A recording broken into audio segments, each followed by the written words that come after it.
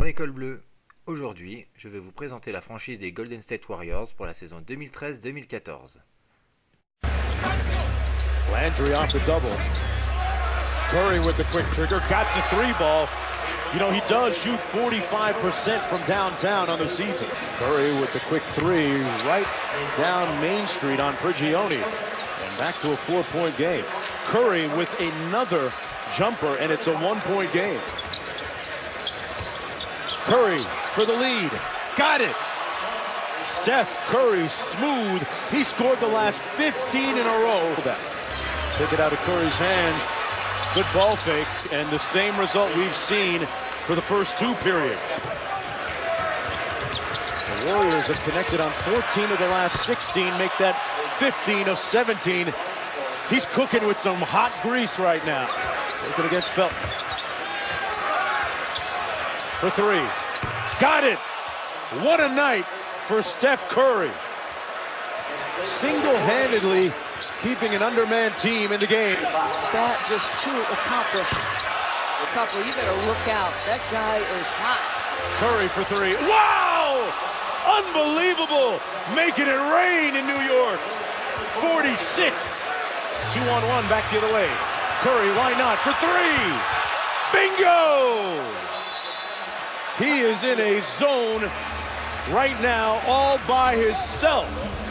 49 and counting for Steph Curry.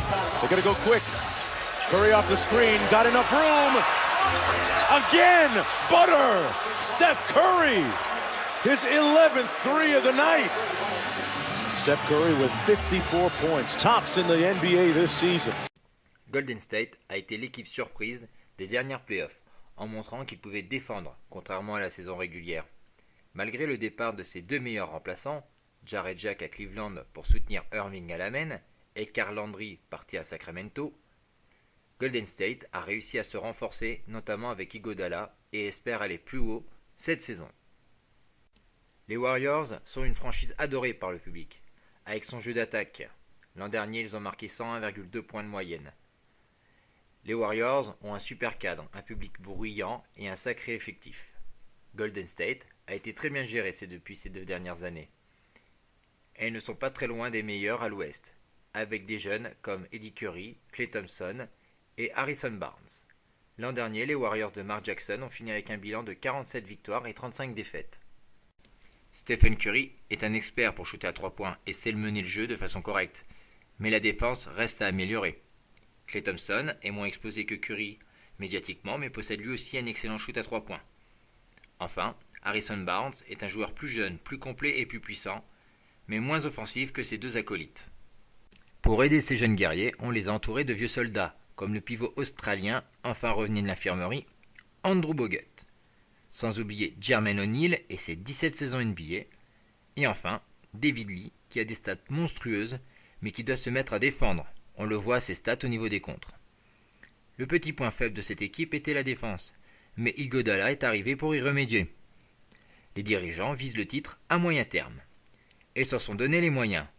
Ils ont pu se mesurer aux Spurs l'an dernier en play-off, qui est une référence.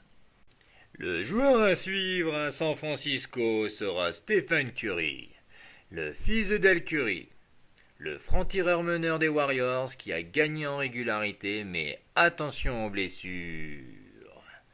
Curry est incroyable d'adresse de loin, mais il est pour le moment qu'un meneur-scoreur avec beaucoup de charisme et de combativité, mais maintenant que les Warriors sont attendus au tournant, il va devoir se calmer. Parfois mener le jeu comme un stratège et de progresser en défense, car son poste c'est le premier rideau défensif, et en tant que leader, il se doit d'être l'exemple. S'il y arrive, il sera sans doute All-Star, et les Warriors dans les 3 premiers. Sans oublier que Stephen et Klay Thompson forment un duo de gâchettes affolante. Sinon, malgré l'arrivée de Iguodala, qui va le pousser vers le banc, on suivra aussi Harrison Barnes, qui s'est révélé pendant les playoffs. Harrison est intelligent, athlétique et sera la menace numéro 1 du banc des Warriors. Voici maintenant le 5 majeur de Mark Jackson. En meneur de jeu, Stephen Curry. En arrière, Klay Thompson. Ailier shooter, André Iguodala. Ailier fort, David Lee. Pivot, Andrew Bogut. Autre solution pour le 5 majeur, on sort André Iguodala et on fait rentrer Harrison Barnes. Dernière option pour Mark Jackson, Stephen Curry se blesse. Et c'est Douglas qui rentre à la main. En conclusion, attention tout de même, la conférence Ouest est plus ouverte que jamais, avec des franchises comme Memphis, San Antonio bien sûr, Denver, Minnesota et les Clippers made in Doc Rivers. Les Warriors ont un énorme potentiel avec leurs jeunes combattants entourés de mercenaires, tel Iguodala, qui sera décisif sur l'ensemble de la saison, avec son jeu complet et son talent défensif. Mais les Warriors ne bénéficieront plus de l'effet de surprise et doivent assumer leur nouveau statut. À Golden State, le problème pourrait être la fragilité des chefs, et cela peut coûter cher pendant la bataille de la saison régulière ou des playoffs, notamment avec le trio Curry, Bogut et Lee, souvent blessés au combat. Autre problème, la main, où déjà que Stephen Curry est un scoreur pas encore assez créatif, et son remplaçant Douglas est surtout un shooter, mais va-t-il se sacrifier en défense ou avoir les couilles de prendre des chutes difficiles, comme pouvait le faire Jarrett Jack l'année dernière?